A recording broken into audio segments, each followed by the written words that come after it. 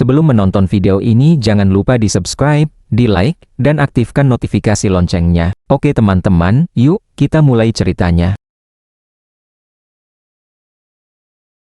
Ia mengakui bahwa metode tersebut pasti memicu reaksi keras, namun langkah tersebut tetap dipertahankan karena dianggap penting untuk menegakkan otoritas pribadi. Z menyatakan ketidaksenangan terhadap keributan yang muncul, terutama cara Jin melaksanakan inisiasi tersebut. Walaupun demikian, di luar ketidaksukaan secara pribadi, Z mengakui bahwa tindakan Jin sejalan dengan prinsip brutal keluarga Runkandel. Z kemudian bertanya, apabila Jin benar-benar merasa dirugikan, mengapa tidak menantangnya secara langsung alih-alih menyerang Kajene? Jin menjawab dengan jujur bahwa kekuatan yang dimiliki saat ini belum cukup untuk mengalahkan Z. Ia menambahkan bahwa apabila keyakinan untuk menang sudah ada, maka Z akan menjadi target pertama, bukan pihak lain. Z menatap Jin cukup lama sebelum berkomentar bahwa keberanian tersebut mungkin berasal dari dua hal.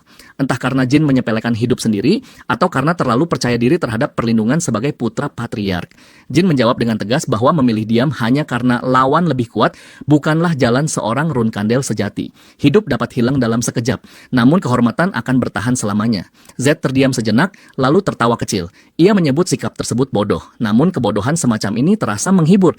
Z kemudian menambahkan bahwa tindakan hari ini memberikan nilai tersendiri dan Jin memang pantas menyandang nama Runkandel. Berbalik menghadap seluruh kadet, Z memerintahkan mereka untuk mengingat apa yang baru saja disaksikan. Ia menegaskan bahwa tindakan Jin mencerminkan jati diri sejati keluarga Runkandel, pengabdian fanatik pada pedang serta tekad tanpa henti untuk terus menjadi lebih kuat. Z memerintahkan para kadet untuk bertarung dengan segenap kemampuan dan tidak pernah melupakan darah yang mengalir dalam tubuh masing-masing. Setelah menyampaikan hal tersebut, Z membubarkan mereka dan mengingatkan bahwa pelatihan akan dimulai esok hari. Para kadet menjawab serempak dengan penuh hormat. Saat kerumunan mulai bubar, kembar Tona Runkandel menatap Jin dengan amarah yang jelas terlihat. Rasa kesal terhadap tindakan sang adik terpancar tanpa disembunyikan. Jin tidak menunjukkan gangguan sedikit pun dan membalas tatapan tersebut dengan ketenangan. Ia menyampaikan bahwa mungkin saat ini para kakak ditakuti oleh saudara lain, namun kondisi tersebut tidak akan bertahan selamanya. Jin menasihati mereka agar berpikir jauh ke depan dan mempertimbangkan akibat jangka panjang dari setiap tindakan. Setelah itu, Jin kembali ke kamar dan meletakkan pedang pada rak. Gili yang melihat kepulangan lebih awal bertanya mengenai alasannya. Lalu Jin menjawab bahwa perang hierarki dengan saudara Tona baru saja dimulai. Gili tampak terkejut mendengar penjelasan tersebut. Jin melanjutkan bahwa kakak perempuannya An dan Miu kemungkinan besar mendukung kedua saudara tersebut. Ia menceritakan bagaimana dirinya melukai seorang kadet yang bersekutu dengan mereka, hingga akhirnya mengetahui bahwa kadet tersebut justru bagian dari faksi kakak perempuannya sendiri. Sebuah kekeliruan dari ucapan salah satu saudara malah mengikat kadet tersebut ke dalam faksi Jin. Situasi yang terasa ironis sekaligus menguntungkan. Gili berkomentar bahwa En dan Miu sebagai Knight of Runkandel sebenarnya telah melanggar aturan tak tertulis dengan ikut campur dalam urusan Jin. Biasanya, para Knight of Runkandel hanya diperbolehkan berkonflik langsung dengan sesama Knight of Runkandel. Jin menyetujui pendapat tersebut, namun memandang campur tangan mereka sebagai pertanda baik. Sebuah pengakuan atas pengaruh yang semakin membesar. Jin menduga langkah berikut dari para kakaknya adalah memanipulasi penugasan tim atau meningkatkan tingkat kesulitan misi. Dengan kewenangan yang dimiliki, mereka dapat mengatur misi berbahaya hingga berpotensi menyebabkan cedera berat, bahkan kematian. Namun bagi Jin, strategi tersebut justru menyimpan keuntungan tersembunyi. Ia menjelaskan bahwa sebagian besar misi berbahaya semacam itu bersifat individu. Dalam kondisi tanpa pengawasan, kebebasan penuh untuk menggunakan kekuatan akan terbuka tanpa batasan. Gili mempertimbangkan hal tersebut, lalu berkomentar bahwa misi seperti itu justru dapat menjadi peluang besar bagi Jin untuk membuktikan diri. Jin mengangguk dan mengakui bahwa rasa terima kasih justru tertuju pada kakak-kakaknya karena secara tidak langsung membuka kesempatan membangun reputasi kuat. Sambil berbicara, Jin berseloroh bahwa mungkin dirinya akan membawa seekor kucing dalam misi mendatang, namun tidak akan membawa Murakan karena sudah menyiapkan tugas lain. Merasa penasaran, Murakan bertanya mengenai jenis tugas tersebut. Jin hanya menjawab bahwa penjelasan akan diberikan di lain waktu, sembari menekankan pentingnya tetap rendah hati dan tidak menarik perhatian. Murakan mendengus kesal namun akhirnya menyetujui. Gili menutup pembicaraan dengan jawaban lembut dan penuh hormat kepada tuan muda. Beberapa hari kemudian, Z Runkandel memanggil Jin serta kembar Tona untuk mengikuti sesi pelatihan khusus. Ia menjelaskan bahwa pelatihan tersebut akan berlangsung di arena rahasia yang hanya diperuntukkan bagi keturunan murni keluarga Runkandel. Z memperingatkan bahwa hak istimewa tersebut datang bersama ujian berat. Mereka tidak boleh mengharapkan latihan yang mudah. Ketiganya menjawab serempak dan mengakui instruksi tersebut. Z mulai menjelaskan inti dari gaya pedang Runkandel. Kekuatan destruktif tanpa keraguan yang sepenuhnya berlandaskan prinsip kemenangan dan penguasaan. Ia menjelaskan bahwa gaya pedang keluarga ini tidak memiliki bentuk tetap, berbeda dari keluarga bela diri lain. Walaupun terdapat teknik rahasia serta pamungkas, semua itu hanya dapat dipelajari setelah seseorang menjadi Knight of Runkandel. Jin merenung dalam diam dan menyadari bahwa campur tangan para kakak justru menambah beban yang harus dipikul. Z kemudian mengajukan pertanyaan mengenai alasan gaya pedang keluarga Runkandel tidak memiliki bentuk tetap. Jin menjawab bahwa hal tersebut disebabkan oleh kemampuan fisik serta bakat alami yang unik. Z mengangguk setuju dan menjelaskan bahwa darah yang diberkati memberikan tubuh serta keterampilan jauh melampaui manusia biasa. Walaupun terdapat perbedaan individu, seluruh anggota tetap tergolong luar biasa. Ia menegaskan bahwa apa yang dipelajari sejauh ini hanyalah dasar sederhana. Kini, tantangan baru akan diperkenalkan. Z membagikan sebuah bola baja kepada masing-masing peserta dan menjelaskan bahwa benda tersebut dikenal sebagai Clear Rock, dinamai berdasarkan suara jernih yang muncul saat dipukul. Jin memeriksa benda tersebut dan menyadari bahwa di dalamnya terdapat pecahan baja. Z kemudian memperdengarkan suara pertama dari 3 jenis suara berbeda yang dapat dihasilkan Clear Rock, lalu menginstruksikan mereka untuk mendengarkan dengan saksama. Saat bola baja dipukul, kembar Tona menutup telinga karena merasa terganggu oleh suara yang tidak menyenangkan. Z memukul kembali dan kali ini menghasilkan suara lebih jernih serta harmonis. Ia menjelaskan bahwa variasi suara bergantung pada kekuatan pukulan. Jika dipukul terlalu pelan, suara akan terdengar teredam. Namun dengan kekuatan serta ketepatan yang sesuai, nada indah dapat tercipta. Jin dengan cepat menyimpulkan tujuan latihan tersebut, yaitu mengembangkan kekuatan, kendali, ketahanan mental, serta konsentrasi. Dengan kemampuan fisik keluarga Runkandel, metode ini tergolong efektif meski tampak sederhana. Walaupun terlihat mudah, Jin merasa latihan tersebut terlalu aman untuk disebut sebagai pelatihan khusus keluarga Runkandel. Z kemudian mengumumkan bahwa suara ketiga dan terakhir akan diperlihatkan. Jin memperhatikan dengan saksama sambil bertanya-tanya apa yang akan terjadi. Ketika Z memukul bola baja dengan kekuatan besar, suara berderak terdengar dari dalam dan Jin segera menyadari apa yang akan terjadi. Tanpa ragu, Jin berlari menuju kembar Tona, mendorong mereka ke tanah dan berteriak agar segera tiarap. Clear Rock pecah dan meledak dengan suara keras. Setelah debu mengendap, seseorang bertanya dengan kaget mengenai apa yang baru saja terjadi. Z tersenyum miring dan memuji insting Jin. Ia menjelaskan bahwa Clear Rock akan meledak apabila dipukul dengan kekuatan berlebihan, seperti yang baru saja terjadi. Z kemudian berkata bahwa Jin adalah orang pertama setelah Luna yang berhasil menghindari cedera dalam demonstrasi brutal tersebut. Bagi sebagian besar saudara, pelajaran seperti ini selalu datang dengan harga mahal. Jin menganggap metode keras Z sebagai semacam ujian bagi keluarga Runkandel. Meskipun tidak terduga, Jin merasa bangga menjadi salah satu dari sedikit yang berhasil keluar tanpa cedera. Z menyatakan bahwa karena mereka sudah memahami risiko, saatnya memulai pelatihan sebenarnya. Jin mengangkat tangan saat latihan dan bertanya, bagaimana Luna bisa menghindari cedera saat ledakan Clear Rock? Z memperingatkan bahwa jawabannya mungkin akan mengecewakan, seperti yang telah dialami saudara lainnya. Jin meyakinkan bahwa dirinya bisa menerimanya. Z lalu mengungkapkan bahwa Luna tidak menghindari ledakan seperti yang dilakukan orang lain. Sebaliknya, Luna menghadapinya secara langsung dan tetap tidak terluka, ketahanan tubuh melindungi sepenuhnya. Z kemudian menjelaskan bentuk latihan mereka. Mulai saat itu, mereka bertiga harus memukul Clear Rock sampai mampu menghasilkan suara jernih dalam kondisi apapun. Z bertanya apakah mereka mengerti, dan ketiganya menjawab dengan lantang bahwa mereka paham. Sementara itu, Luna duduk di kamar sambil membaca buku ketika pengasuh masuk membawa secangkir teh. Pengasuh meletakkan teh di meja dan menyebutkan pembicaraan sebelumnya.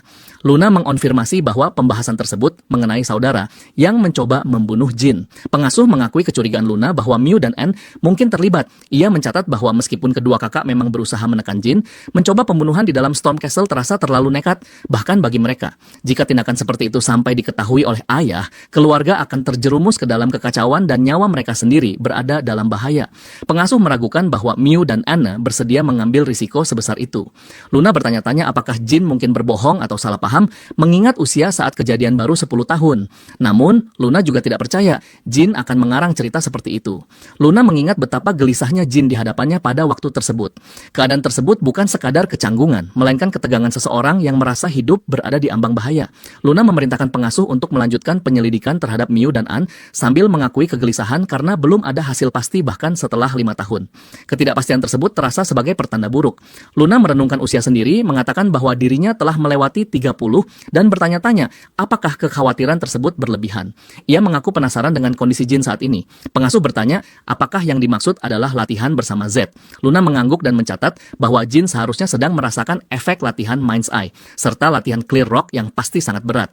Namun, Luna meyakinkan diri bahwa Jin kemungkinan besar mampu mengatasinya dengan baik. Melihat seseorang tumbuh, pikirnya merupakan salah satu kebahagiaan langka dalam hidup. Keesokan harinya, 4 jam setelah latihan, Jin merasa sesi tersebut tidak tertahankan dan menganggapnya sebagai latihan tersulit yang pernah dihadapi. Z mengumumkan istirahat selama 5 menit, memberi kesempatan bagi Jin untuk merenungkan tujuan latihan tersebut. Awalnya, Jin mengira latihan berfokus pada pengendalian kekuatan dan penajaman fokus. Namun kemudian Jin menyadari bahwa tujuan sesungguhnya adalah memperkuat daya hancur aura. Jin teringat bahwa Z mampu menghancurkan Clear Rock tanpa aura, hanya dengan kekuatan fisik, sesuatu yang Jin ketahui tidak dimiliki. Untuk menutupi kekurangan tersebut, Jin bertekad memusatkan perhatian pada penyempurnaan serta penguatan aura. Jin mengingatkan diri untuk bersabar. Lagi pula, bahkan saudara bodoh di kehidupan sebelumnya pun berhasil menguasai latihan tersebut. Tidak ada alasan Jin tidak bisa melampaui mereka. Z memperhatikan para murid dan mencatat perkembangan masing-masing. Jin secara khusus menonjol karena bakat serta tekad kuat. Z berpikir dalam hati bahwa Jin mungkin mampu melampaui rekor Luna. Saat berdiri di samping Jin, Z berkomentar dengan nada datar mengenai kemajuan mereka dan menyebut keadaan tersebut menyedihkan. Jin menerima instruksi Z untuk memperingatkan saudara bahwa jika berniat tumbang keesokan hari, sebaiknya tidak datang sama sekali. Z mengakui ketahanan saudara Tona dan menyatakan bahwa mereka bertahan lebih lama dari perkiraan sebagai bukti garis keturunan Runkandel.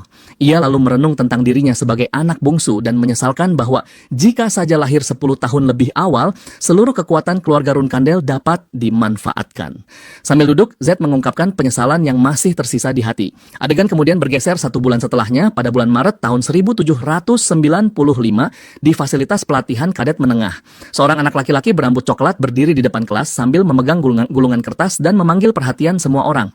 Ia mengumumkan penugasan misi pertama. Misi pertama melibatkan penjagaan terhadap para kadet baru dari Asosiasi Pandai Besi Publik dengan Houston Invading ditugaskan sebagai pengawal. Setelah jeda singkat, lelaki tersebut mengumumkan misi ketiga, yaitu penaklukan Demon Beast, khususnya orc di wilayah tanpa penjagaan di Kepangeranan Kurano.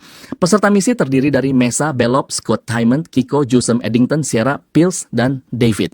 Total terdapat 10 kadet. Setelah melipat gulungan, ia memperingatkan bahwa orc biasanya bergerak dalam kelompok dan para kadet harus menyiapkan diri menghadapi tantangan tersebut. Pedro akan memberikan rincian lebih lanjut, lalu ia menutup dengan ucapan, "Semoga beruntung."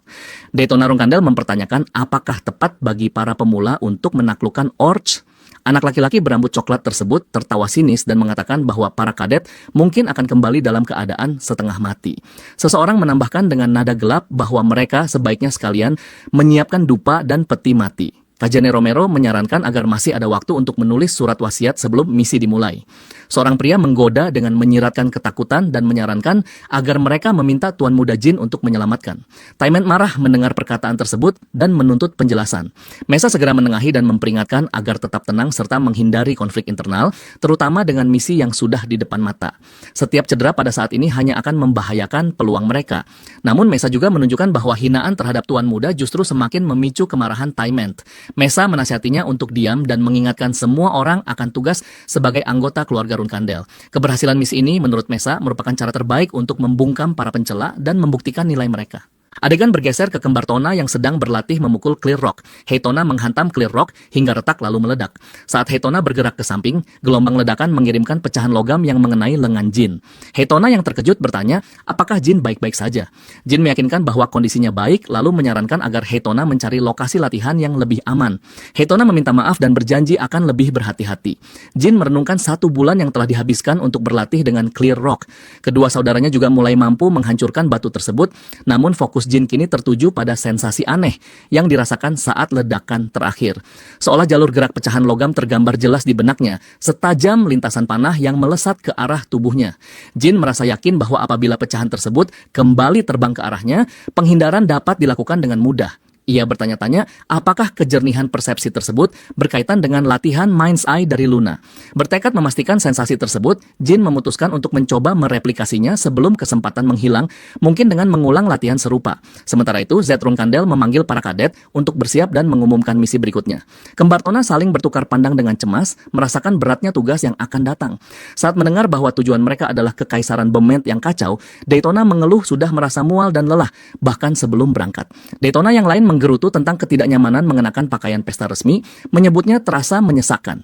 Zed Runkandel yang memperhatikan ketidakpuasan tersebut menunjukkan sedikit simpati yang jarang terlihat, mengakui usaha mereka, dan membebaskan kedua saudara dari kewajiban menghadiri pesta kekaisaran.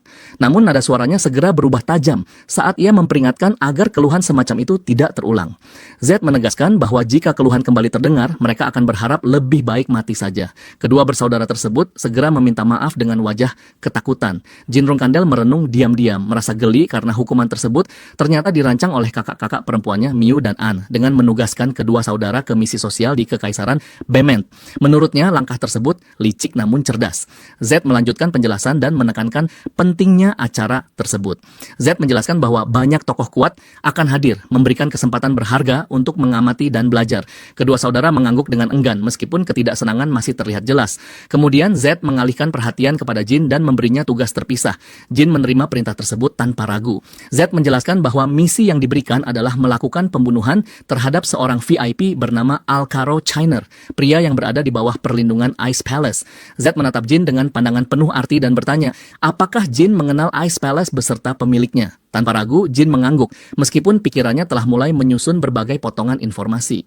Ice Palace, sebuah menara besar yang berdiri sendiri di tengah Laut Barat, merupakan nama yang memiliki bobot di seluruh benua. Pemiliknya tidak lain adalah penguasa ke-51 Ice Palace, Taleris, yang dijuluki Spider of the Abyss. Sosok tersebut dikenal kejam, terutama terhadap siapapun yang berani menyentuh kekasihnya. Sebuah peringatan yang tidak pernah diucapkan secara langsung, namun dipahami oleh siapapun yang menghargai nyawa. Kembar Tona terkejut saat mendengar nama tersebut. Daytona berteriak singkat, sementara saudaranya bergumam tentang rumitnya menghadapi Guardian Knights di wilayah tanpa hukum seperti Mamit. Jin mengangkat tangan dan meminta penjelasan dari Z. Jin mengonfirmasi apakah klien misi benar berasal dari keluarga Cinder, serta bertanya apakah permintaan tersebut benar-benar mengarah pada pembunuhan terhadap anak mereka sendiri. Z membenarkan dan menjelaskan bahwa keluarga Cinder telah kehabisan cara untuk membawa Alcaro kembali. Karena semua upaya gagal, mereka menyimpulkan bahwa membunuh Alcaro dianggap lebih aman daripada membiarkan rahasia keluarga terbongkar. Z bertanya kepada Jin mengenai pendapatnya tentang misi tersebut dan apakah ia sanggup menanganinya. Tanpa ragu, Jin menyatakan bahwa tugas tersebut akan diselesaikan. Z terkejut oleh ketegasan tersebut.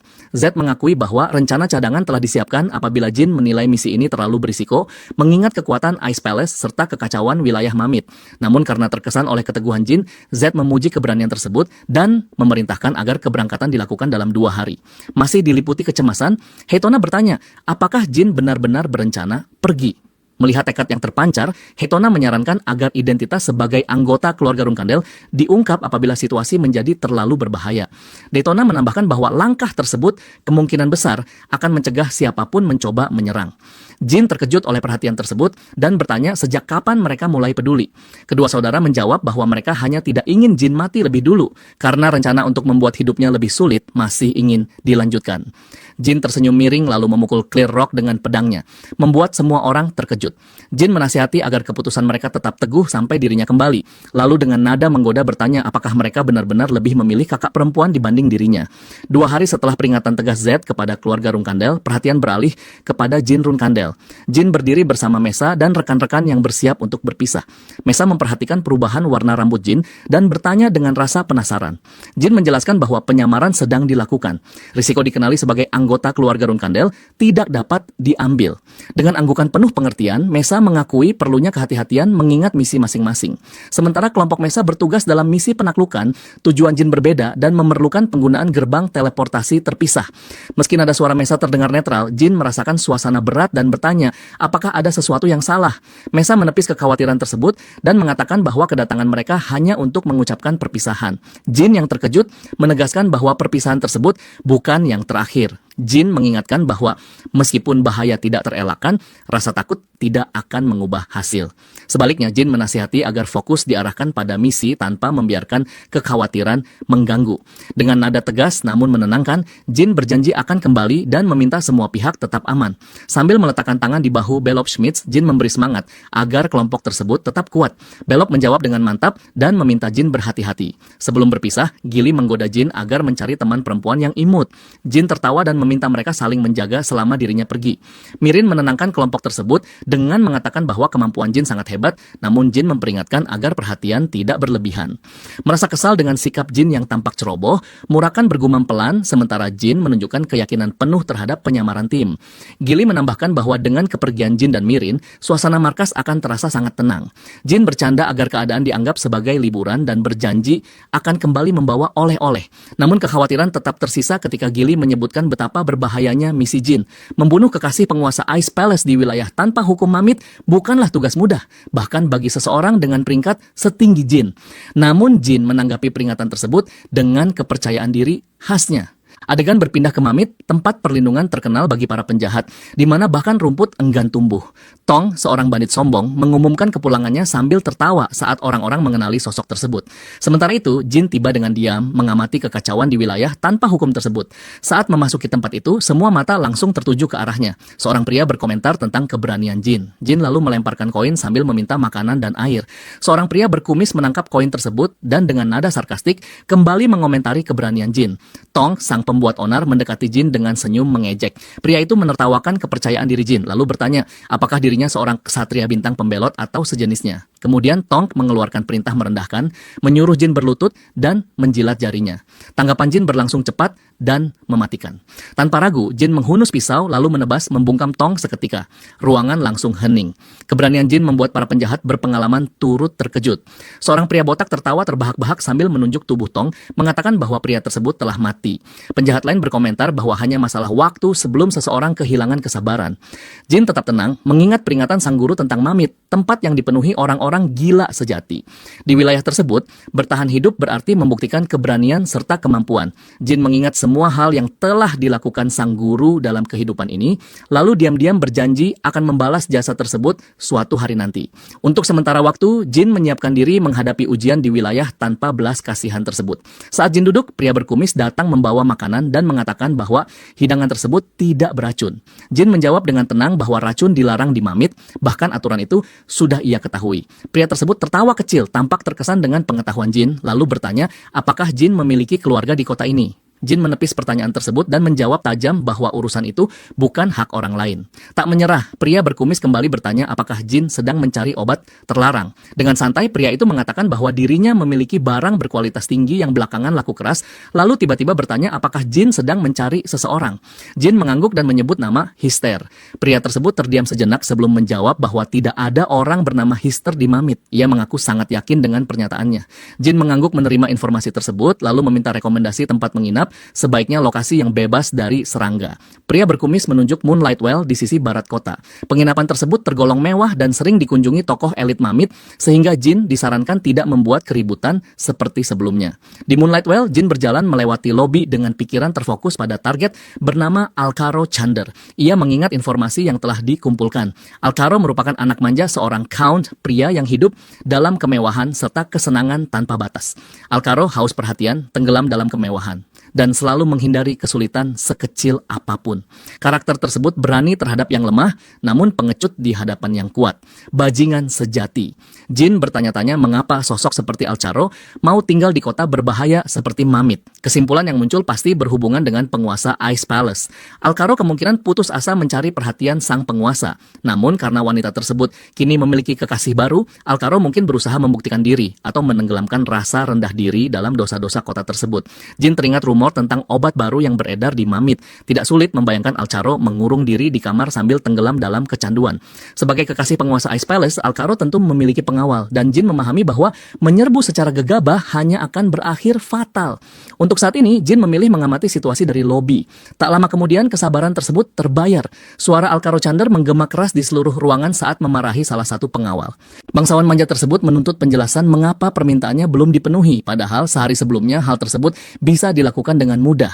Jin mengamati dari kejauhan dan menyadari bahwa hari tersebut merupakan hari keberuntungan. Target telah ditemukan jauh lebih cepat dari perkiraan awal.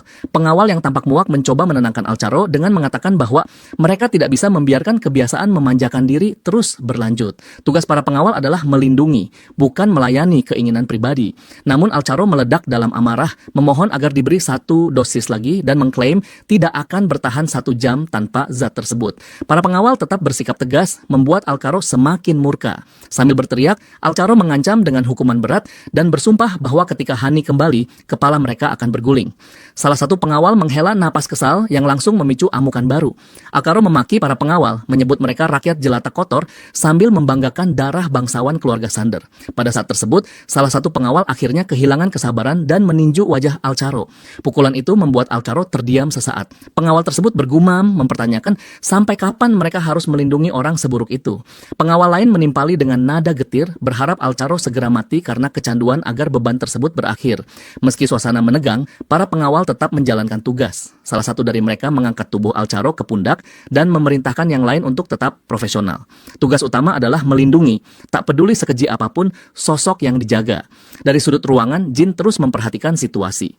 Para pengawal tersebut jelas merupakan petarung elit, setidaknya berada di level 6 bintang. Menjatuhkan Alcaro bukan perkara sulit. Tantangan sesungguhnya adalah cara melarikan diri setelah eksekusi. Racun memang menggoda, namun penggunaannya merupakan tabu di Mamit. Jika aturan tersebut dilanggar, keributan yang muncul akan jauh lebih besar dibanding hasil pembunuhan. Jin menyadari perlunya rencana matang, metode yang memastikan kematian Alcaro sekaligus memberi peluang kabur tanpa luka. Berdiri di kamar Moonlight Well, Jin memikirkan langkah selanjutnya. Pendekatan langsung terlalu berisiko mengingat jumlah pengawal dan status target. Ia membutuhkan rencana halus namun efektif, sesuatu yang mampu menciptakan kekacauan tanpa mengarah langsung kepadanya. Setelah mempertimbangkan beberapa opsi, Jin memutuskan menggunakan serangan sihir kuat dari dalam penginapan dan menyamarkannya sebagai serangan pihak luar. Jin memahami bahwa meski hanya penyihir 4 bintang, penyaluran energi spiritual mampu memperkuat serangan hingga setara 6 bintang. Serangan tersebut akan meninggalkan kehancuran yang pantas dianggap hasil kekuatan penyihir hebat. Berkat sifat unik energi spiritual, tidak akan ada jejak penggunaan yang tertinggal. Dengan keyakinan penuh pada rencana berani tersebut, Jin memutuskan memanggil petir, sebuah ledakan dahsyat yang akan menakuti semua orang tanpa menimbulkan kecurigaan. Sementara itu, di luar penginapan, Ceres Indorma, Kapten Seven Swords Ice Palace, sekaligus putri penguasa, sedang menuju lokasi bersama para pengawal. Ia menanyakan pengamanan Alcaro dan mendapat jawaban bahwa ada 6 pengawal yang bertugas. Dengan nada kesal, Ceres menghela napas dan meminta maaf kepada tim karena harus berurusan dengan orang sombong seperti Alcaro. Ia mengatakan bahwa menghadapi sosok seperti Alcaro bukan perkara sulit dan bisa membunuhnya kapan saja.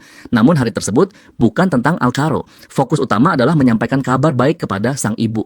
Namun saat rombongan mendekati Moonlight Well, cahaya terang mendadak menyinari langit disusul ledakan besar. Tanah bergetar di bawah kaki mereka dan Ceres langsung mengenali arah ledakan tersebut. Penginapan Moonlight Well. Di dalam penginapan, Jin mengucapkan mantra untuk memanggil petir, menuangkan seluruh energi spiritual ke dalam sihir itu. Ketika energi terbentuk, kilatan cahaya menyilaukan muncul dan petir menghantam bangunan dengan kekuatan menghancurkan. Ledakan merobek struktur penginapan, menghancurkan dinding, menebarkan puing dan menjerumuskan seluruh area ke dalam kekacauan. Jin tersenyum puas, mengetahui rencananya berjalan sempurna. Dengan menyalurkan seluruh kekuatannya, serangan tersebut tampak seperti dilakukan oleh penyihir 7 bintang. Kemampuan ini jauh melampaui yang mungkin dimiliki anak seusianya. Jin yakin tidak ada yang akan menelusuri jejaknya. Di luar, Ceres dan timnya menyaksikan kehancuran. Ceres dengan serius menyimpulkan bahwa ini mungkin bukan insiden acak. Bisa jadi ini serangan terhadap Ice Palace. Ia memerintahkan para pengawalnya untuk mengutamakan keselamatan anggota mereka sendiri dan mengabaikan pentingnya Alcaro dalam situasi ini. Ketika mereka mendekati penginapan, ledakan besar kedua mengguncang udara, mengirimkan puing ke segala arah. Gelombang kejut membuat Ceres dan letnannya, Heton, terlempar ke tanah. Dalam keadaan linglung, Heton terbata-bata menanyakan apa yang baru saja terjadi. Ceres memperkirakan serangan tersebut mungkin merupakan pukulan akhir dari seorang penyihir kuat. Di tengah kekacauan, para warga sekitar mencoba memahami bencana tersebut. Sebagian berspekulasi bahwa ini mungkin pembalasan dari keluarga Zippel, namun yang lain menolak ide tersebut dan menganggapnya hanya rumor. Ceres dan pengawalnya bergegas menuju reruntuhan penginapan, bertekad mencari tahu apa yang sebenarnya terjadi. Di dalam puing-puing, Jin mengamati kehancuran di sekitarnya. Serangan petir terakhir telah menguras seluruh energi spiritualnya, meninggalkannya kelelahan. Ia menyadari bahwa ledakan mungkin setara dengan serangan 7 bintang. Berkat liontin pelindung, ia terhindar dari luka, namun kini perlu memastikan apakah Alcaro benar-benar tewas. Ia memindai area sekitar dan memperhatikan bahwa para pengawal Ice Palace tampaknya masih hidup, namun Alcaro tidak terlihat dimanapun. Jika ia masih hidup, inilah kesempatan terbaik bagi Jin untuk menyelesaikan tugasnya. Ceres dan para pengawal melihat Jin di tengah reruntuhan. Mereka langsung curiga karena aneh melihat seseorang seusianya berada di Mamit. Ceres mendekatinya dengan nada khawatir dan bertanya, apakah ia baik-baik saja? Mengetahui bahwa Jin mungkin terlihat seperti korban ledakan, Ceres dengan cepat menyuruhnya menjauh demi keselamatan. Jin mengangguk, hati-hati menyembunyikan keterlibatan dalam bencana sambil mulai merencanakan langkah berikutnya. Di tengah kekacauan, Heton menghampiri Ceres dengan laporan bahwa semua pasukan mereka telah ditemukan. Meskipun terluka ringan, semuanya masih hidup. Dengan lega, Ceres memerintahkan agar mereka memanggil para penjaga di luar dan menambahkan bahwa jika mereka masih melindungi Alcaro, sebaiknya mereka bunuh saja. Heton mengangguk dan segera menyampaikan perintah tersebut. Sementara itu, Ceres mengamati sisa energi sihir yang masih terasa di udara, mencatat bahwa semua serangan memiliki tanda energi yang sama. Artinya, satu penyihir saja yang bertanggung jawab atas kehancuran ini. Ia memerintahkan tim untuk menangkap pelaku jika menemukannya, dan Heton mengonfirmasi perintah itu. Jin yang mendengar percakapan menyadari bahwa Ceres dan kelompoknya memang datang untuk mengurus Alcaro. Dengan nasib Alcaro yang sudah jelas, Jin menyimpulkan tidak ada alasan lagi untuk memeriksa targetnya. Namun kini muncul masalah baru. Jika Ceres mengingat wajahnya, pelarian bisa menjadi rumit. Bertekad untuk tidak menarik perhatian, Jin menyesuaikan sikap dan membaur di tengah kerumunan panik. Tak lama kemudian, seorang pengawal melapor bahwa Alcaroxander tewas akibat serangan sihir, dan mereka gagal melindunginya. Namun Ceres justru menunjukkan ekspresi lega menyebut kabar itu sebagai berita baik. Ia menjelaskan bahwa dirinya memang datang untuk membebaskan para pengawal dari tugas mereka dan memuji kesabaran mereka yang telah lama menahan diri menghadapi Alcaro. Mengangkat pedangnya ke langit, Ceres menyatakan bahwa Ice Palace kini akan mengambil alih penginapan tersebut. Ia memperkenalkan diri sebagai Ceres Indorma, putri Taleris, penguasa Ice Palace dan kapten dari Seven Swords. Ia memperingatkan bahwa siapapun yang menentang otoritas mereka akan dianggap sebagai musuh Ice Palace. Pernyataannya memicu tawa sinis dari kerumunan. Seorang warga mencemooh mengatakan bahwa ia sudah melewati batas kekuasaannya, terutama di Mamit, wilayah tanpa hukum di mana para raja jalanan berkuasa. Yang lain menambahkan bahwa serangan itu mungkin balasan terhadap kehadiran Ice Palace sendiri. Ceres segera membungkam para pengejek itu, menebas leher mereka dalam satu gerakan cepat. Ia mengingatkan bahwa siapapun yang menentang Ice Palace akan menemui nasib yang sama.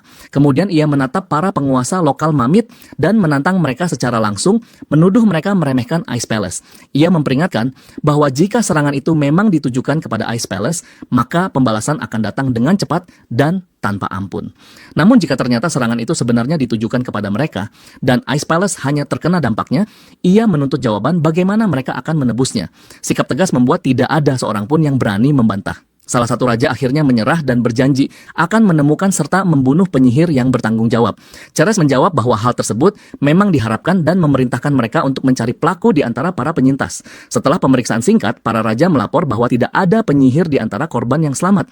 Ceres tidak terkejut, menegaskan bahwa penyihir sejati tidak akan tinggal diam setelah menyebabkan kehancuran sebesar itu. Sebaliknya, ia menyimpulkan bahwa kemungkinan besar salah satu pengacau Mamit telah memprovokasi penyihir kuat hingga bencana ini terjadi. Ia memerintahkan para penguasa Mamit untuk berhenti melawan otoritas dan tunduk pada perintah Ice Palace.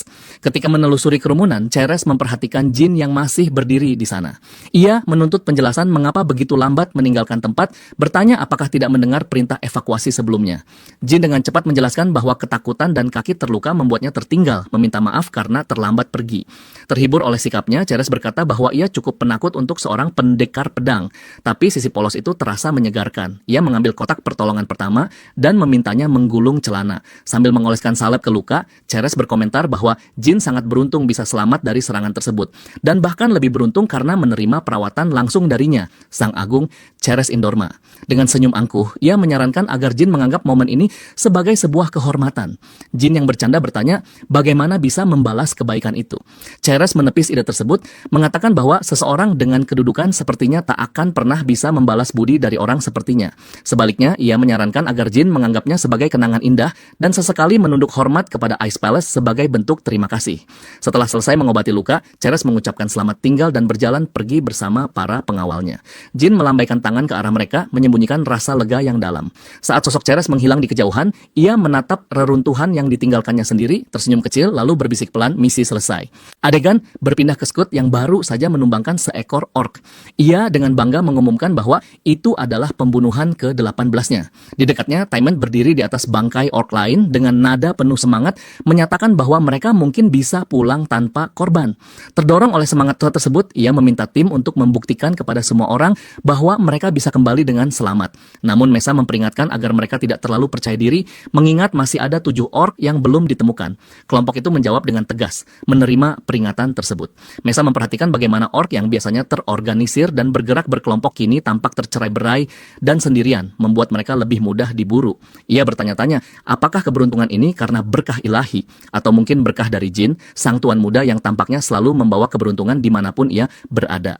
Ia kemudian memerintahkan Skat agar tetap fokus sampai misi benar-benar selesai, memperingatkan mereka untuk tidak lengah. Di tempat lain, Murakan yang mengamati dari bayangan mencatat bahwa hanya 7 orc yang tersisa.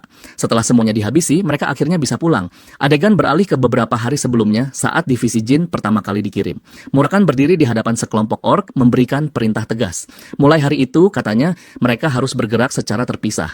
Jika ia menemukan ada yang bepergian berkelompok, ia akan membunuh semuanya di tempat. Para orc yang ketakutan langsung menjawab dengan patuh sebelum berpencar. Kembali ke masa kini, Murakan berjalan santai di hutan sambil menggerutu pada diri sendiri. Ia mengeluh tentang bagaimana Jin terus memberinya tugas-tugas menjengkelkan. Bertanya apakah menjadi kontraktor 1000 tahun benar-benar memberi Jin hak untuk memerintah sesuka hati. Setelah diam sejenak, ia akhirnya mengakui dengan pasrah bahwa ya, mungkin memang begitu. Sial, gumamnya pelan, menyerah pada nasib. Dari atas cabang pohon, Murakan mengamati Mesa dan rekan-rekannya dari kejauhan, tersenyum tipis karena tak satupun dari mereka yang mati. Semua ini berkat dia, katanya lirih, lalu menambahkan bahwa Jin berutang komik padanya setelah pulang nanti. Tiba-tiba, Murakan merasakan sesuatu yang aneh. Sebuah kekuatan besar mendekat. Ia dengan cepat berubah ke wujud manusianya, mengumpat pelan. Apapun ini, jelas bukan sesuatu yang bisa diabaikan.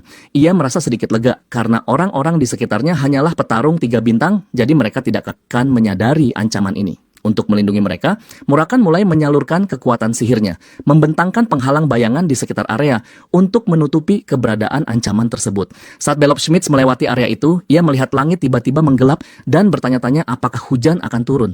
Sementara itu, Murakan mundur perlahan ke posisi lebih aman, lalu berubah ke wujud naganya untuk menghadapi penyusup.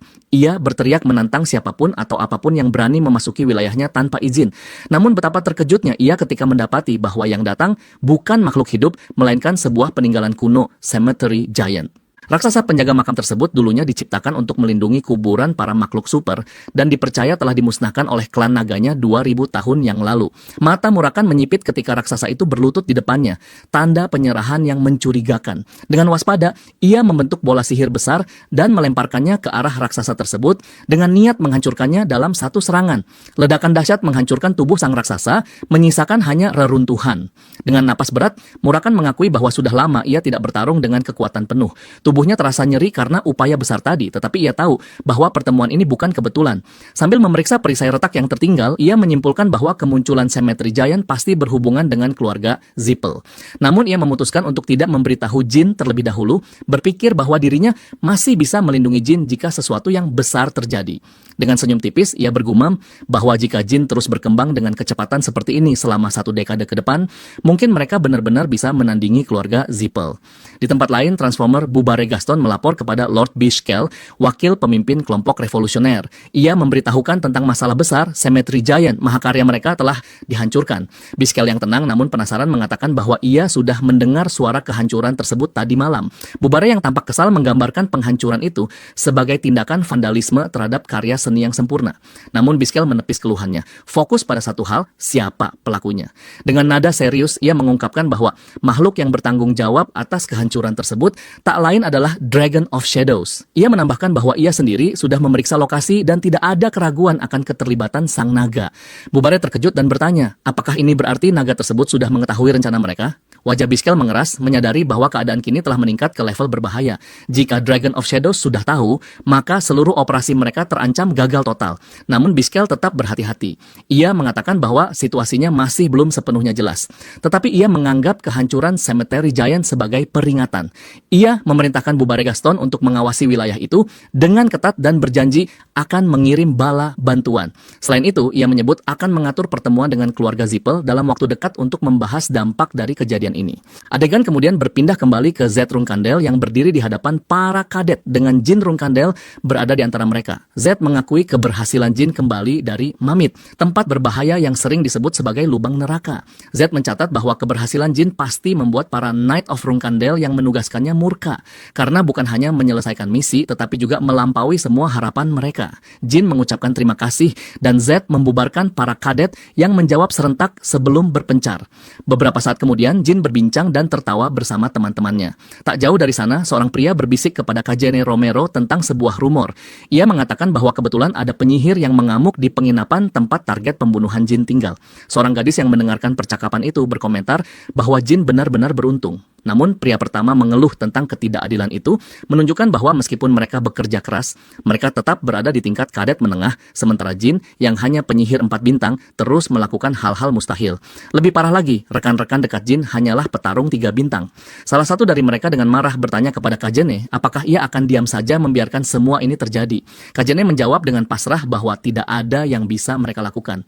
Jin adalah darah murni keluarga Runkandel, dan kecuali Lady Mew atau Lady Ene memberi perintah langsung, mereka tidak punya pilihan selain menoleransinya. Menyadari percakapan mereka yang mencurigakan, Jin mendekat.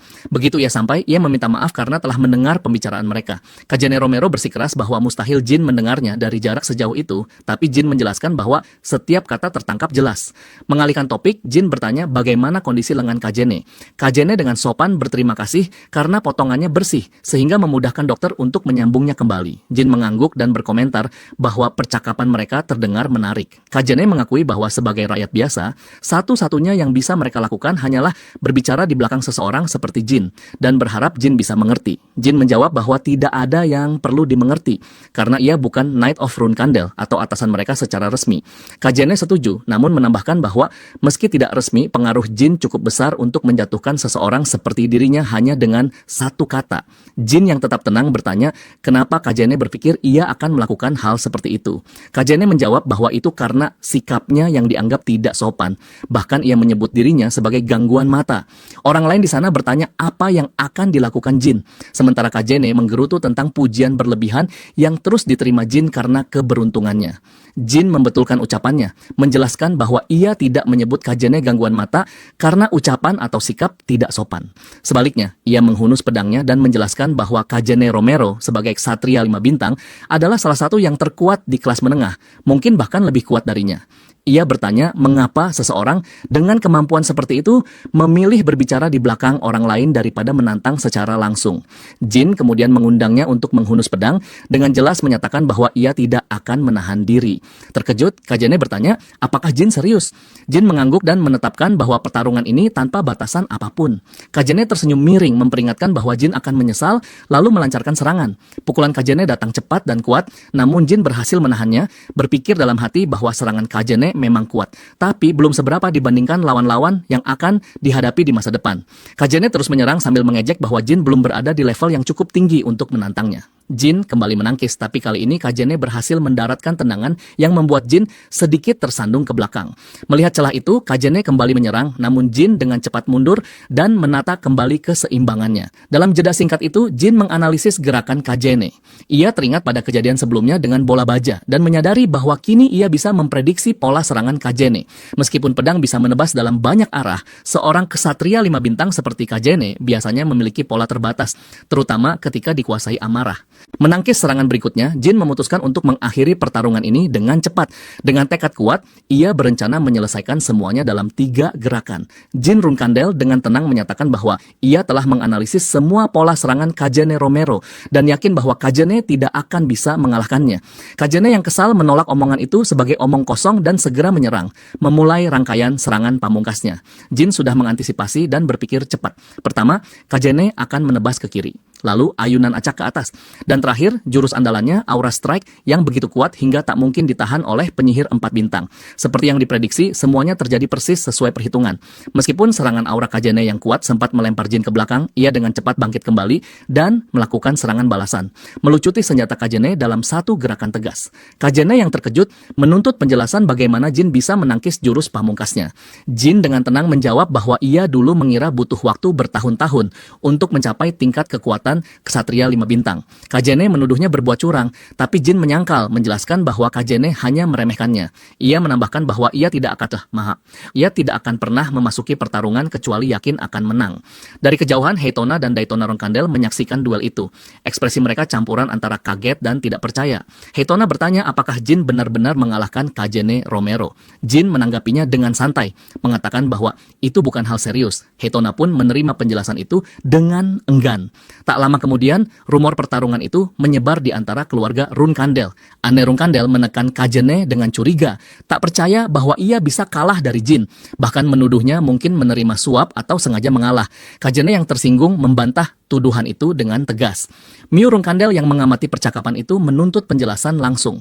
Kajene akhirnya mengaku bahwa aura Jin benar-benar menyerupai Ksatria 5 bintang, dan semua orang di lapangan pelatihan menjadi saksi. Miu menegurnya dengan tajam, menyebutnya lemah karena terlalu berekspektasi tinggi. Namun Ene melihat situasinya berbeda. Ia menyatakan bahwa Jin kini telah benar-benar menunjukkan taringnya. Miu mengangguk, mengatakan bahwa tindakan Jin bukan sekadar pembangkangan terhadap mereka, tetapi tantangan terbuka terhadap seluruh keluarga. Ia kemudian menyarankan agar misi berikutnya Jin dikirim bersama orang-orang pilihan mereka, memastikan tugas itu cukup berbahaya untuk mengakhiri hidupnya. Beberapa waktu kemudian, Gilly muncul membawa pie strawberry dengan wajah bersemangat. Ia memberitahu bahwa Garden of Swords sedang heboh karena pencapaian terbaru Jin. Jin tertawa kecil dan berkata bahwa hal itu tidak mengejutkan mengingat betapa langkanya prestasi tersebut. Ia merenung bahwa selain ayahnya, kakak perempuannya Luna, dan hanya 3 orang lain dalam sejarah keluarga, tidak ada yang pernah mencapai level Ksatria 5 bintang pada usia 15 tahun. Sambil merenungkan perkembangannya, Jin mulai menilai kemampuan yang dimilikinya saat ini.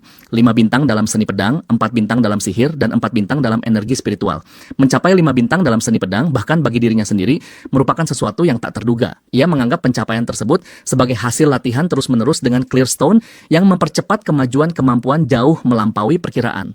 Saat merenungkan kombinasi unik antara energi spiritual, kekuatan sihir, dan aura yang dimilikinya, Jin menyadari bahwa ketiga kekuatan itu saling terhubung sangat dalam. Ia teringat pengalaman sebelumnya ketika penumpukan energi spiritual memaksa jalur aura dan mananya terbuka ke tingkat lebih tinggi. Tanpa pengetahuan tentang siapapun yang mampu mengendalikan ketiga kekuatan sekaligus, Jin sadar bahwa jalur yang ia tapaki belum pernah dilalui siapapun. Ketika melihat bunga di kamarnya, Jin bertanya kepada Gilly apakah dialah yang menaruhnya di sana. Gilly menyangkal dan menjelaskan bahwa bunga itu sudah ada saat Jin kembali. Ia hanya menatanya. Jin memeriksa apakah ada jejak sihir atau kutukan di bunga tersebut, dan setelah tidak menemukannya, ia meminta Gilly untuk membiarkannya. Gilly mengangguk dan melanjutkan pekerjaannya. Sekarang setelah status 5 bintangnya diketahui, Jin memikirkan tekanan yang akan dirasakan saudara-saudaranya, terutama kakak laki-lakinya, Joshua. Sebagai salah satu kandidat utama pewaris patriark, Joshua telah lama membangun pengaruh dalam klan, apalagi dengan dukungan ibu mereka, Rosa Runkandel. Jin menyadari bahwa kemunculannya sebagai ksatria 5 bintang pada usia muda akan memaksa semua orang meninjau ulang posisi mereka dalam keluarga. Ia sempat berpikir mungkin lebih bijak menyembunyikan kekuatannya sedikit lebih lama, namun akhirnya menyimpulkan bahwa mengungkapkannya sekarang memiliki tujuan lebih besar. Dengan para saksi dari lapangan pelatihan, berita tentang pencapaiannya pasti akan menyebar ke luar keluarga Runkandel, mencapai dunia lebih luas. Segera Jin menyadari bahwa orang-orang dimanapun akan membicarakan ksatria 5 bintang berusia 15 tahun tersebut, dan kebangkitannya tak mungkin diabaikan. Murakan yang memperhatikan renungan Jin tersenyum kecil, mencatat bahwa Jin tampak cukup percaya diri. Meskipun apa yang dikatakannya memang benar, kemunculannya sebagai ksatria 5 bintang benar-benar mengubah pusat perhatian, sekaligus memberi saudara-saudaranya sedikit ruang untuk bernapas. Untuk saat ini, Jin setuju, namun ia segera beralih ke hal lebih penting, kunjungan ayah mereka ke Garden of Swords. Jin menjelaskan bahwa ayah mereka telah lama mencari penerus selain Joshua, yang selama ini menjadi calon terkuat untuk posisi patriark. Dengan Luna, anak sulung, yang sudah menarik diri lebih awal dari perebutan posisi, sebagian besar saudara lain gagal memenuhi harapan sang ayah. Salah satu saudara yang awalnya mendapat perhatian ayah, akhirnya kehilangan ambisi memimpin, meninggalkan Joshua di posisi paling unggul, disusul Dipu, Renida, dan Mary sebagai kandidat cadangan. Namun kini, kebangkitan jin yang tak terduga mengacaukan seluruh keseimbangan tersebut. Ia merenungkan bahwa ayahnya yang dikenal memberi kesempatan tanpa memandang usia, kemungkinan akan menugaskannya dalam ujian atau misi baru untuk menilai apakah ia mampu menyaingi pengalaman saudara yang lebih tua. Jin memperkirakan dua hal pasti. Pertama, ujian itu akan benar-benar menguji kemampuan dan ketahanannya.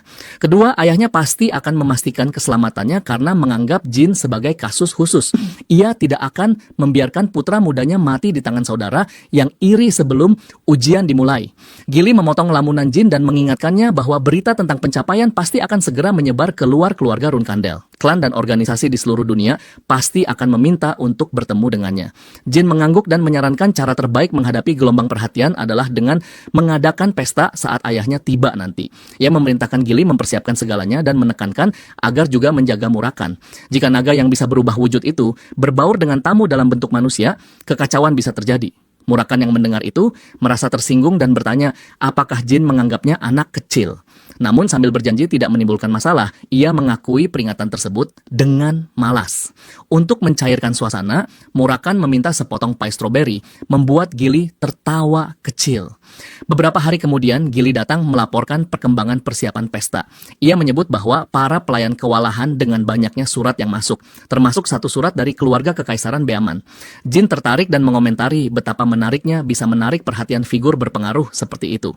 Gili juga memberitahu bahwa Patriark secara resmi telah mengumumkan kunjungannya ke rumah utama dalam waktu 1 bulan, berkoordinasi dengan klan dan organisasi lain untuk hadir juga. Namun ia menambahkan bahwa para tuan muda dan nona lain di keluarga tampak luar biasa diam setelah mendengar kabar tersebut. Jin menebak bahwa keheningan mereka merupakan strategi. Jika mereka menunjukkan sikap menentang saat sorotan publik tertuju padanya, itu hanya akan memperlihatkan rasa takut atau iri yang akan merusak citra mereka. Gili mengangguk, memuji ketajaman nalarnya. Percakapan terputus ketika Pedro datang dengan kabar mendesak. Jin mendapat misi baru. Tujuannya adalah reruntuhan berbahaya di Kolon. Di tempat lain di rumah itu, Rosa Runkandel, ibu Jin, meluapkan amarah kepada anak-anaknya. Ia menuntut penjelasan bagaimana mereka bisa menyebut diri pembawa bendera sementara dengan cerobohnya mengirim Jin ke wilayah Zippel tanpa pertimbangan matang. Anak-anak berdiri diam, tak berani menantang kemarahan ibunya. Saat Jin masuk, Rosa langsung bertanya apakah ia tahu tentang misi ke reruntuhan Kolon. Jin mengangguk dan mengatakan bahwa sudah mengetahuinya. Untuk kejutan semua orang, Rosa menyatakan bahwa misi itu dibatalkan. Ene dan Miu yang tampak kesal segera mempertanyakan keputusan tersebut. Rosa membungkam mereka dengan teguran tajam, menuduh mereka terlalu sibuk bersekongkol melawan Jin sampai kehilangan akal sehat. Miu yang keras kepala menantang, bertanya mengapa aneh bagi mereka ingin melihat Jin mati. Ane pun menimpali, heran mengapa ibu mereka malah melindunginya. Rosa menatap keduanya dan memperingatkan agar menjaga ucapan. Ia mengingatkan bahwa ayah memang mendorong kompetisi antar saudara untuk menumbuhkan ambisi dan kekuatan. Namun Rosa menantang mereka dengan pertanyaan tajam. Apakah semua rencana jahat yang dilakukan akibat didikan itu atau cerminan kebusukan pribadi mereka sendiri? Rosa Runkandel melanjutkan kemarahannya, mengatakan bahwa dirinya pun dulu harus menjalani misi berbahaya, bahkan saat masih kadet menengah, karena persaingan sengit dengan saudara-saudaranya. Ia mengakui bahwa kompetisi memang perlu, tapi harus ada batasnya. Kemudian ia menatap Ene dan Miu dengan tajam, menantang mereka secara langsung. Ia bertanya apakah salah satu dari mereka pernah mencapai 5 bintang pada usia 15 tahun. Ene dan Miu serentak menyela, menuntut penjelasan maksud pertanyaan itu. Rosa menjelaskan bahwa Jin berbeda. Jika saja mereka mencapai tingkat keunggulan sama di usia tersebut, mungkin ia juga akan memberikan perlindungan setara. Namun melihat perilaku mereka saat ini sebagai pembawa bendera, ia tidak menyesal membatalkan misi Jin maupun menarik dukungannya terhadap mereka. Berbalik kepada pembawa bendera lain di generasi itu, Rosa menyatakan bahwa Rena, Rantia, dan Vigo juga bertanggung jawab atas kekacauan yang disebabkan Anne dan Miu. Rosa memerintahkan Rena melakukan refleksi diri dan memerintahkan Ran serta Vigo masing-masing mengembalikan satu pedang klan berharga. Vigo langsung memprotes menuntut penjelasan. Rosa menjawab dengan tenang bahwa sebenarnya ia ingin menyita semua pedang mereka, namun mereka seharusnya bersyukur karena hanya diminta mengembalikan satu.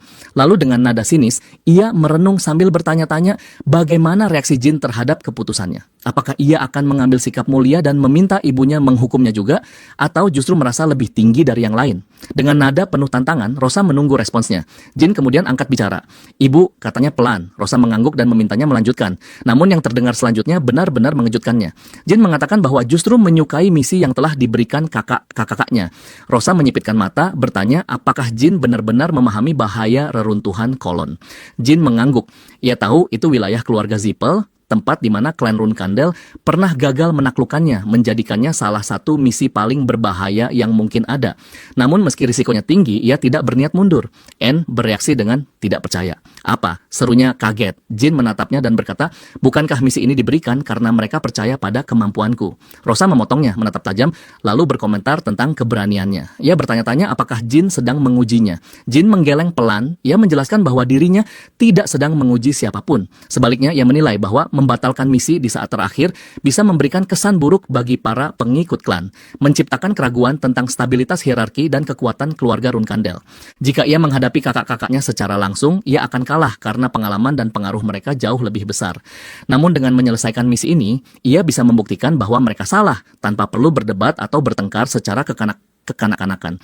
Ini pertarungan di mana aku punya kesempatan untuk menang. Tambahnya, Rosa yang masih ragu memperingatkannya bahwa satu kesalahan kecil di reruntuhan kolon bisa berarti kematian. Ia bertanya, apakah Jin benar-benar yakin dengan kemampuannya? Tanpa ragu, Jin menjawab bahwa ia yakin. Lalu ia menambahkan, dan aku punya satu permintaan. Jika aku berhasil kembali dengan selamat, aku ingin menyimpan pedang yang dikembalikan oleh saudara-saudaraku. Ruangan seketika hening. Semua orang menatap Jin dengan terkejut atas permintaannya yang berani. Ran menjadi orang pertama yang bereaksi, bertanya, kenapa Jin harus mendapatkan pedang-pedang itu? Ia menawarkan untuk memberikan salah satu pedangnya sendiri nanti dan memintanya membatalkan misi tersebut. Ren menegaskan bahwa keselamatan Jin jauh lebih penting, terutama karena ayah mereka akan segera datang. Namun Jin tetap teguh. Baginya, misi ini bukan sekadar tantangan. Ini adalah kesempatan untuk menegaskan posisinya dan menunjukkan nilainya, bahkan jika itu berarti mengambil risiko yang dianggap orang lain gila. Jin tidak bisa menahan diri untuk menyoroti ironi situasi itu. Kalau keselamatan begitu penting, katanya datar, kenapa kalian membiarkan Anne dan Mew menugaskanku misi ini sejak awal? Sebelum perdebatan semakin panas, Rosa langsung turun tangan. Ia dengan tegas menyuruh mereka berhenti berdebat, lalu menyatakan bahwa jika Jin berhasil menyelesaikan misi tersebut, ia memang berhak atas pedang-pedang itu. Dengan itu, ia mengakhiri rapat dan menyuruh semuanya keluar. Ketika ruangan kembali sunyi, Rosa merenung dalam hati tentang kekhawatirannya terhadap Jin. Dulu ia takut anak itu akan mengikuti jejak Luna, putri sulungnya, yang kesombongannya berujung pada masa lalu yang kelam. Untuk mencegah hal itu, Rosa selalu berusaha menekan rasa bangga anak-anaknya. Namun sekarang ia menyadari bahwa kekhawatiran itu tidak beralasan. Jika ayah mereka Saurin kembali dan melihat sejauh mana Jin telah berkembang, ia pasti akan bangga. Sementara itu, di luar ruangan, Anne menghampiri Jin dengan tatapan dingin. Ia bertanya dengan nada sinis apakah keberuntungan akan memihaknya lagi kali ini. Jin terkekeh pelan, menjawab bahwa ia justru dikenal sebagai orang yang tidak beruntung. Anne menatapnya tajam dan berkata bahwa sikap santainya tidak akan menyelamatkannya kali ini. Namun ia menambahkan bahwa Jin tidak akan berangkat sendirian, jadi setidaknya ia tidak akan menempuh perjalanan ke dunia bawah sendirian. Jin mengucapkan terima kasih atas perhatiannya, berjanji akan bertemu mereka lagi nanti. Tak lama kemudian, seorang pria memperkenalkan diri sebagai Mile Hass, mengatakan bahwa ia akan menjadi rekan dalam misi kali ini. Seorang wanita bernama Lima Hass maju dan memperkenalkan diri dengan sopan. Dengan nada hormat, ia mengatakan merasa terhormat bisa ikut serta, bahkan meminta maaf atas kesalahpahaman di masa lalu. Ia berjanji bahwa mereka tidak akan mengecewakannya. Kajane Romero juga menambahkan berjanji akan bekerja sama sepenuhnya. Jin menjawab dengan tenang, meminta agar mereka melupakan semua masalah sebelumnya dan bekerja sama dengan baik.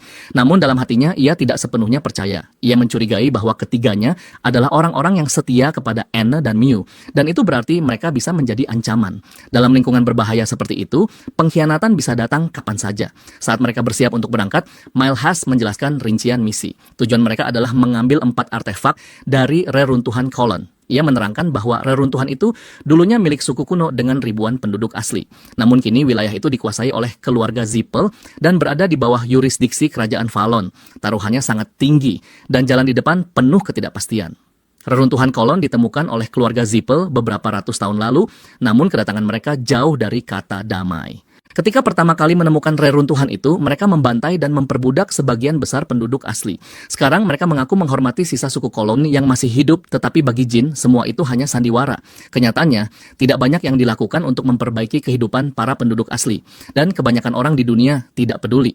Jin curiga bahwa keluarga Zippel hanya mempertahankan sisa-sisa bangsa itu hidup agar keseimbangan alam wilayah tersebut tetap stabil, sekaligus membuat seolah-olah mereka menebus dosa masa lalu. Biasanya, keluarga Zippel dikenal memerintah dengan cara yang beradab, menegakkan ketaatan alami tanpa terlalu mengandalkan kekerasan.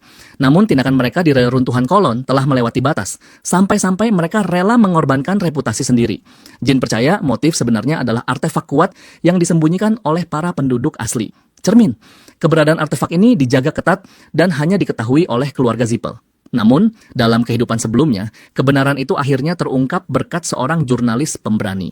Artikel tersebut mengungkap kesaksian mengejutkan dari salah satu penyintas yang mengatakan bahwa tindakan brutal keluarga Zippel dilakukan demi sesuatu yang disebut Fountain of Mana. Hanya dengan menatapnya saja, seseorang bisa meningkatkan mananya hingga mencapai level legendaris 7 bintang. Jin menduga keluarga Zippel menggunakan artefak itu untuk menciptakan para penyihir hasil buatan massal. Sesuatu yang dalam waktu 10 tahun lagi benar-benar akan menjadi kenyataan. Itu berarti untuk saat ini mereka belum menemukan Fountain of Mana. Dan kali ini, Jin bertekad mencegah mereka menemukannya selamanya. Beberapa waktu kemudian, Jin dan timnya berdiri di luar sebuah rumah menjaga profil rendah. Mail berbisik bahwa para penyihir sedang bergerak kembali ke tempat penginapan mereka di markas penyihir keluarga Zippel. Target mereka, artefak peninggalan, disimpan di gudang ketiga. Mile menjelaskan bahwa penyergapan seharusnya tidak terlalu sulit, tapi kemungkinan besar mereka harus menghadapi barrier spell. Kajene Romero menenangkan Jin, bersumpah akan melindunginya bahkan jika harus mengorbankan nyawa.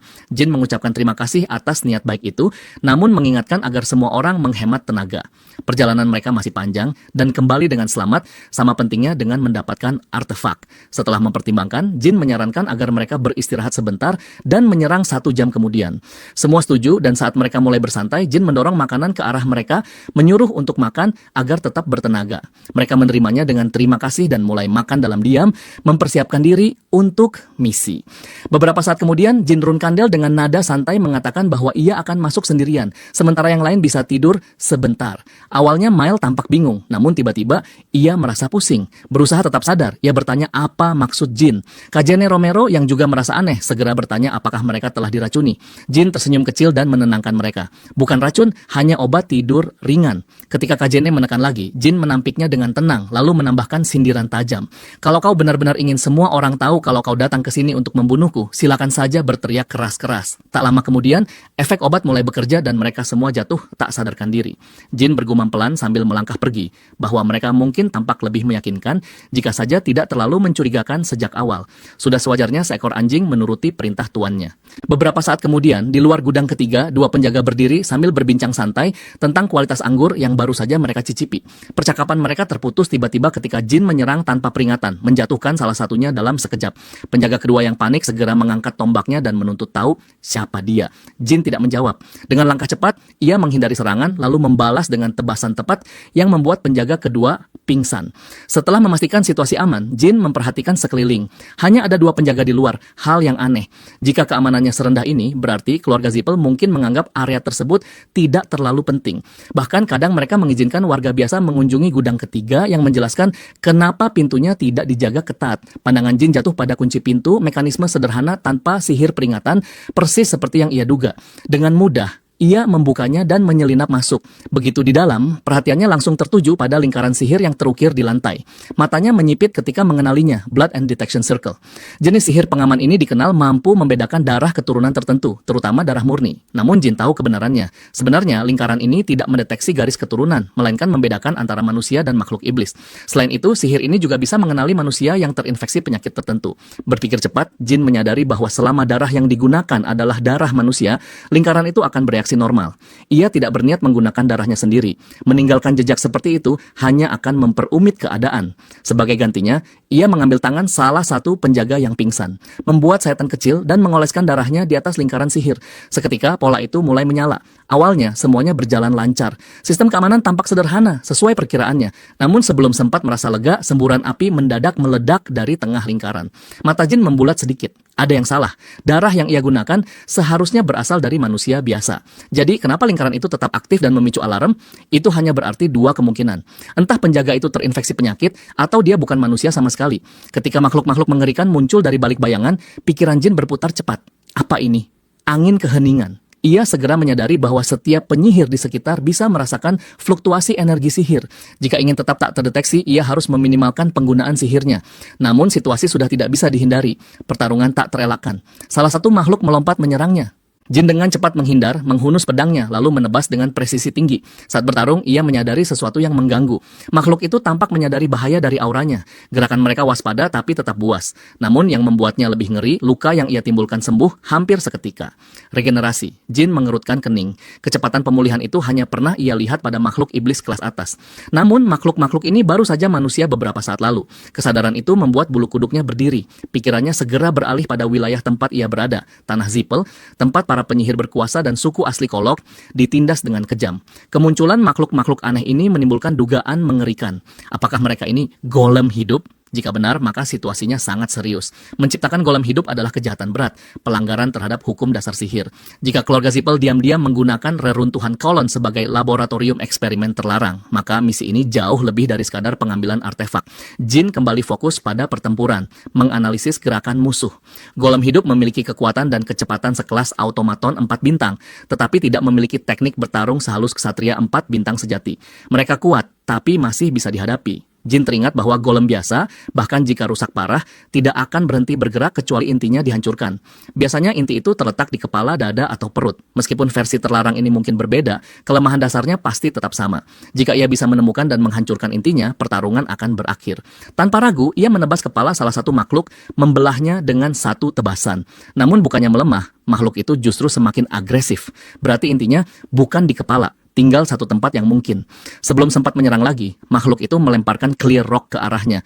Begitu batu itu mengenai pedang Jin, batu itu meledak. Jin mengatupkan rahang. Serangan bunuh diri, ini makin rumit. Makhluk itu mendadak menggeram, suaranya terdistorsi oleh rasa sakit dan keputusasaan. Kenapa kau melakukan ini pada sesama manusia? Jin tak menjawab. Ia melangkah maju dan menusukkan pedangnya ke dada makhluk itu, tepat di tempat di mana inti biasanya berada. Sekejap kemudian, makhluk itu meledak dalam cahaya, menyilaukan, memuntahkan energi sihir yang hampir lepas kendali.